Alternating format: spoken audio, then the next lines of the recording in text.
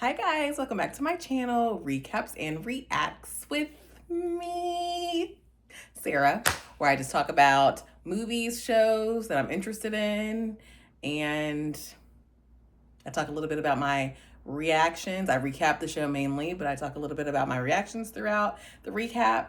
So if you like what you see, please like, comment, share, subscribe. Yeah, so let's just go get into it. Okay, so today I'm going to be talking about Scrubs episode 4. So Scrubs the Revival, episode 4, which is titled My Poker Face. So it opens with JD narrating per usual. He talks about how he has moved into his new place. He's moved closer to Sacred Heart since he took the chief of medicine job. He and Elliot are getting along at work. And also, they also mention when Elliot and JD are walking, because they're walking and talking about how they're getting along and how they're killing post marriage or post divorce. They mentioned that they have a child. His name is Ollie. So again, y'all, I still have not looked up anything about the whole kid situation or what, if he said it. I don't know, y'all. So anyway, they have a child together. I don't know when that child is going to make an appearance, but apparently they have a child together. Deshauna and Dr. Amara run into Turk, and they're telling Turk how they are so frustrated because medical is dumping all of their patients onto them, the surgical team. And Turk is like, ugh, stop right there. This has always been a thing, and I got a lot of stuff to worry about. Y'all are gonna have to figure it out. Turk goes over to JD's house and he tells JD that he is tired of the women in his life because all of them want something. So that means his 4 daughters, his wife, Carla, and the surgical interns, Deshauna and Amara. So he is tired. It seems like everybody wants something from him and he's exhausted. He even says that he can't get a little something, something, wink, wink, when Carla asks for something in return. And he says normally she gets a little worked up during Bridgerton, but Bridgerton's not coming out for another year. And I also would like to shamelessly plug that I am also covering Bridgerton season 4 right now on this channel. So if you like Bridgerton, please look at those videos as well. I have episodes 1 through 3 posted. I just filmed 4. I have to edit it, but I am covering season 4 of Bridgerton right now. After Turk tells JD all of this, JD and Turk come up with the idea to kind of turn JD's home into like a bachelor pad once a night. So they decide to have a poker night, which I guess that was something that they used to do back in their college days. So they're going to try to recreate that now. JD also says that he wants to start over because, this is a new chapter in his life and he just wants to be happy, post divorce. Next scene shows JD and Turk. They're looking at the interns, the medical interns and the surgical interns. So basically JD's team and Turk's team, they're fighting. So they think it's just so cute because obviously they're starting in their careers and they just think it's adorable. They tell the interns that they're going to have to learn how to get along, and him and Turk are going to consult a patient together. So they're talking to this patient, and y'all, this moment that I'm fixing to talk about was so funny because it just reminded me of Scrubs back in the day, and I guess it's just a continuance of that, but it just why I love this show. So JD, they say something, I can't remember exactly what they said verbatim, but JD says when Med, and then Turk says when Surge come together, they merge. And JD puts his hand up and Turk puts his hand up and they interlock fingers. So when Med and Surge come together, they merge. So I thought that was the funniest thing. I died because it's so cheesy, but it's just so JD and Turk, so I loved it. Next scene shows Dr. Tosh and Elliot consulting with a patient. And the patient is actually an influencer, a fitness influencer. And remember, Dr. Tosh is also an influencer herself. But Elliot starts calling her Dr. Selfie because she's on her phone. When she comes in and sees them talking, the patient and Dr. Tosh, she sees them like exchanging socials and trying to become each other's friends, follow each other, all that fun stuff. So, of course, Elliot's like, ugh, what are we doing?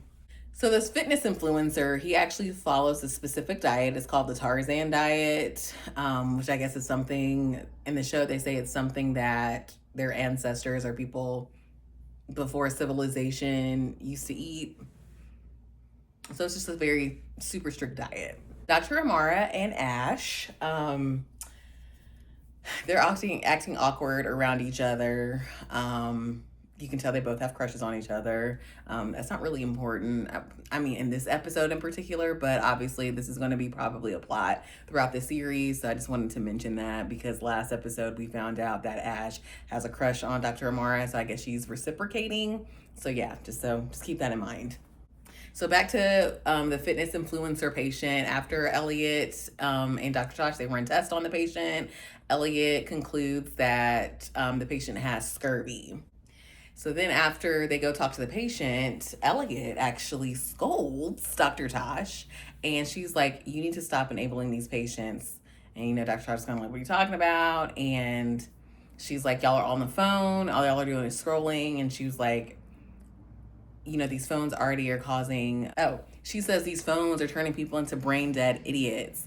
And Dr. Tosh is like, I'm not a brain dead idiot. And then she's like, no, I'm not saying that you are, but I can't take you seriously because you're always on your phone. So yeah.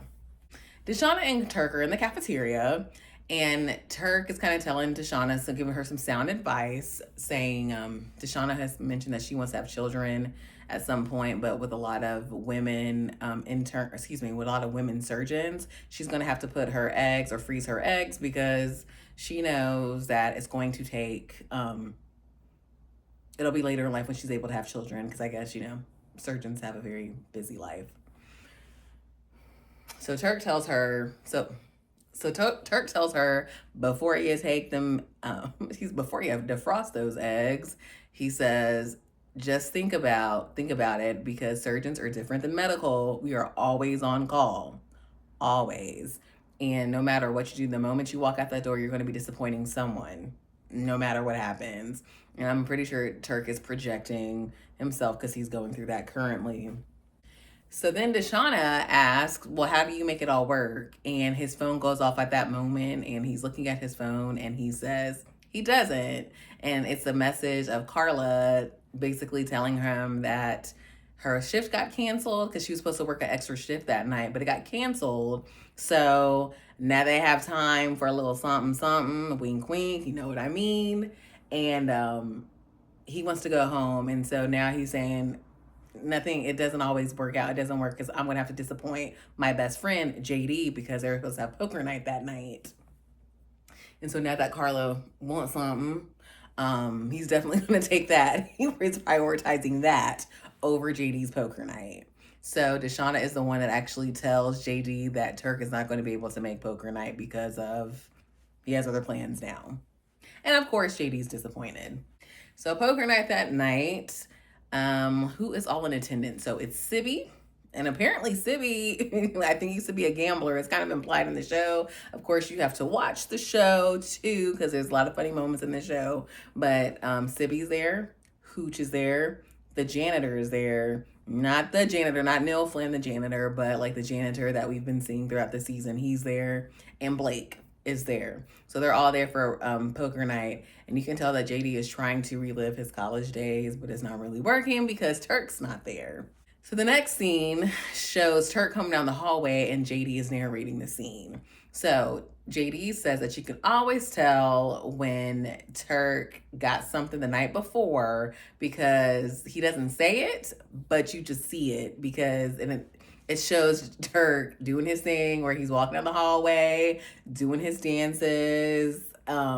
He has scratchers for everybody. And he says, when I get lucky, everyone gets lucky. And he's just giving scratchers to everybody that he sees in the hospital. When Turk sees JD says, oh, it's like she got lucky last night. And Turk is like, I don't kiss and tell, but basically, yes. And then Turk asks him, how did poker night go? And JD has like an inner monologue, a daydreaming moment where he feels like, or he wants to tell Turk that he was disappointed, but he doesn't say anything. Of course, he said it was cool. And he's like, so JD tells Turk that it was cool.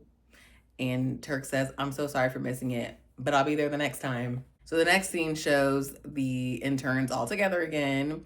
And when JD and Turk are doing their merge, so they're basically consulting the same patient that they talked about earlier in front of the interns to show them how medical and surgical have to get along.